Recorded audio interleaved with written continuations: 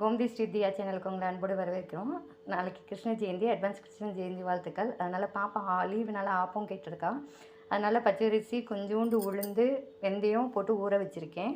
2 hours ஆச்சு. மூடி எடுத்துருக்கோம்.